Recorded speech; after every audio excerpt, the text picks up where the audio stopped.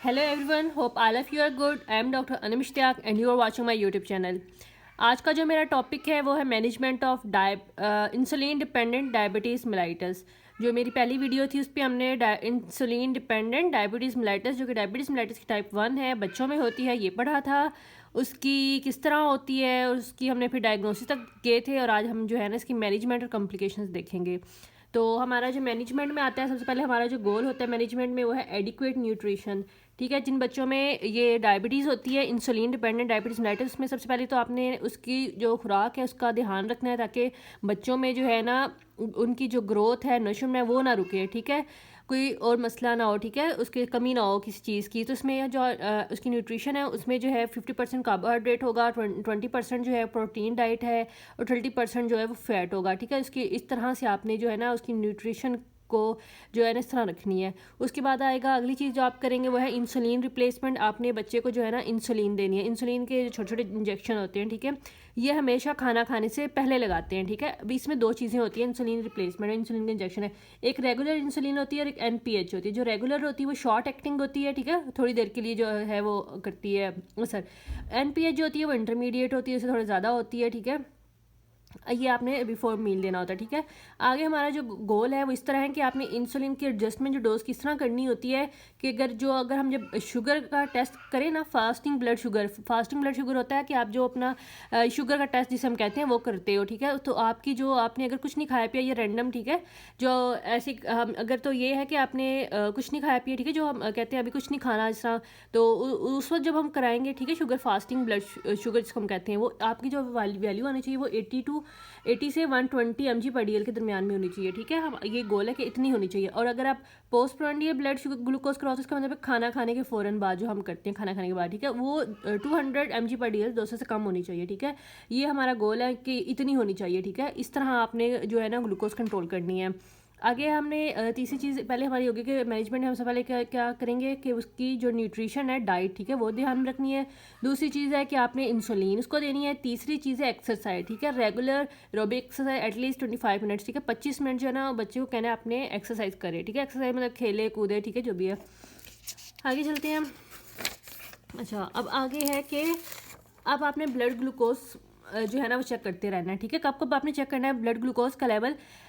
खाना खाने से पहले आपने देखना है। ठीक है, और या कोई स्नैक होता है जो हम से बच्चों को देते हैं। ठीक है, खाना खाने के दरमियान ये एक तो होता है ना प्रॉपर मील जो हम सुबह दोपहर शाम खाना खाते हैं। उसके अलावा जो बच्चों को वैसे थोड़ा बहुत चीज़ें बना देते हैं स्नैक्स, ठीक है, थोड़ी बहुत भूख वगैरह लगती है वो चीज़ को कहते हैं।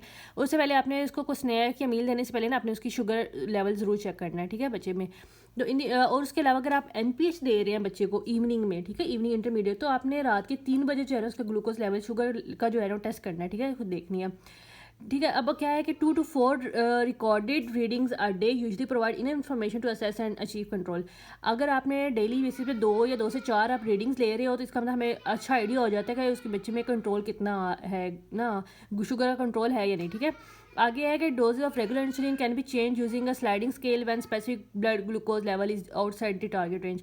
अच्छा, उसके बाद है कि इसमें हमने बात की कि रेगुलर इंसुलिन जो हमने कहा था शॉर्ट एक्टिंग है। ठीक है, तो अगर उसका जो लेवल अगर आप देखो करते हो, पहले मोनीटर करते हो, ठीक है, बच्चे के अंदर शुगर लेवल देख रहे हो, अगर वो ज़्यादा आ रहा है या कम आ रहा है तो उसके लिहाज से आपने जो है ना चेंज कर सकते हो। ठीक है, खुद डोज चेंज कर सकते हो अकॉर्डिंग टू स्लाइडिंग स्केल। ठीक है, अब स्लाइडिंग स्केल क्या है? अगर आपने ब्लड ग्लूकोज चेक किया है किसी का खाना खाने से पहले, अगर उसका कम है, ठीक है, 60 mg/dl से कम आ रही है, 60 ऐसे कम आ रही है, 60 से कम आ रही है शुगर का लेवल जो है, तो आपने उसे कोई भी इंजेक्शन नहीं देना, इंसुलिन नहीं देनी बिल्कुल भी। ठीक है, अगर उसका लेवल है 60 से 90 के दरमियान में तो आपने 0.1 यूनिट पर kg पर डोज के लिहाज से उसको जो है ना उसको इंजेक्शन देना है। ठीक है, मैंने यहाँ पे जो रीडिंग्स हैं वो लिखी हैं, इस आपको आइडिया हो जाएगा कि अगर कितना और कितनी हमने जो है ना यूनिट देने हैं। ठीक है, अगर 90 से 180 के दरमियान में अगर शुगर आ रही है तो आपने 0.2 यूनिट पर kg पर डोज के लिहाज से देने हैं। अगर 180 से 270 mg पर DL है तो 0.3 यूनिट पर kg पर डोज देंगे, और 270 से 360 mg पर DL है तो 0.4 यूनिट पर kg पर डोज देंगे,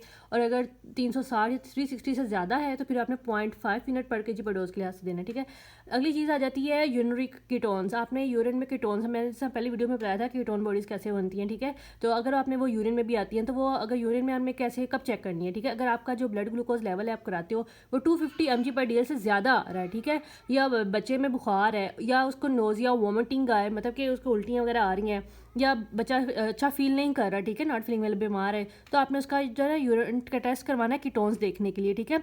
तो ये बहुत ज़रूरी है। अगर आपका ये जो है ना वैल्यू जो है शुगर का टेस्ट करवा 250 mg से ऊपर आ गई, ये चीज़ें होंगी, तो आपने यूरिन कीटोन्स करवाने हैं। This will detect and prevent diabetic ketoacidosis, ठीक है। तो डायबिटिक कीटोएसिडोसिस क्या है? ये कॉम्प्लिकेशन है जो शुगर की वजह से होती है। ये इसकी अलग मैं वीडियो बना दूंगी, डायबिटिक कीटोएसिडोसिस में क्या होता है और इसकी ये अलग एक चीज़ कॉम्प्लिकेशन है, ठीक है, ये भी एक डिजीज़ है। उसके बाद आगे चलते हैं, आगे हाइपर ओस्मोलर डायबिटिक कोमा, ठीक है। इसमें क्या होता है? ब्लड ना ग्लूकोज का लेवल जो है ना, ब्लड में ग्लूकोज का लेवल, शुगर का लेवल 600 mg/dl से ज़्यादा, 600 से ज़्यादा हो जाता है, तो ये तब होता है, ठीक है, हाइपरओस्मोलर डायबिटिक कोमा, ठीक है। इसमें भी बंदा जो है बच्चा वो बेहोश हो जाता है, इसका ये भी एक कॉम्प्लिकेशन है, ठीक है, डायबिटीज़ की। इसको भी हम अलग से डिस्कस करेंगे, ये भी एक टॉपिक है, ठीक है।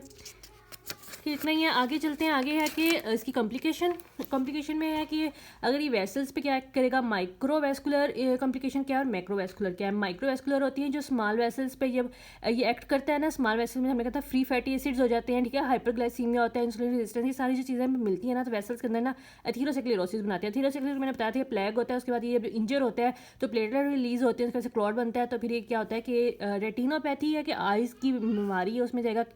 नेफ्रोपैथी या किडनी में जाके, ठीक है, किडनी का प्रॉब्लम करा देता है। न्यूरोपैथी जो आपकी जो नमनिंग जो आपके हाथ पाँव खाना शुरू हो जाते हैं, ठीक है, ये माइक्रोवास्कुलर इंजरीज है। उसके बाद दूसरी तरफ चलते हैं मैक्रोवास्कुलर में आता है कि जो लार्ज ब्लड वेसल्स बॉडी में उनको अफेक्ट करता है, ठीक है। इसी तरह करेगा, एथेरोस्क्लेरोसिस बनेगा, प्लेग बनेगा, क्लॉट बनेगा। तो होता क्या, अगर ये कोरोनरी आर्टरीज हमने पढ़ा था कि ये मैंने वीडियो बनाई थी हार्ट अटैक के ऊपर, ठीक है, कोरोनरी आर्टरीज मैंने बताया था उसमें वो ब्लॉक हो जाती हैं, ठीक है, और उसमें मैंने बताया था एथेरोस्क्लेरोसिस कैसे बनता है, क्लॉट कैसे बनता है, ठीक है। तो अगर ये वहाँ जाके क्लॉट बनता है कोरोनरी आर्टरीज में, तो ये फिर हार्ट अटैक करवाएगा। सेरेब्रोवास्कुलर अगर वहाँ जाएगा तो ये ब्रेन की क्योंकि सर्कुलेशन है, तो वहाँ जाके स्ट्रोक यानी कि फॉलिज का अटैक करवा सकता है, हार्ट अटैक करा सकता है, पेरिफेरल आर्टरीज को अफेक्ट कर सकता है, एथेरोस्क्लेरोसिस, ये इसकी मैक्रोवास्कुलर कॉम्प्लिकेशंस हैं, ये माइक्रोवास्कुलर है।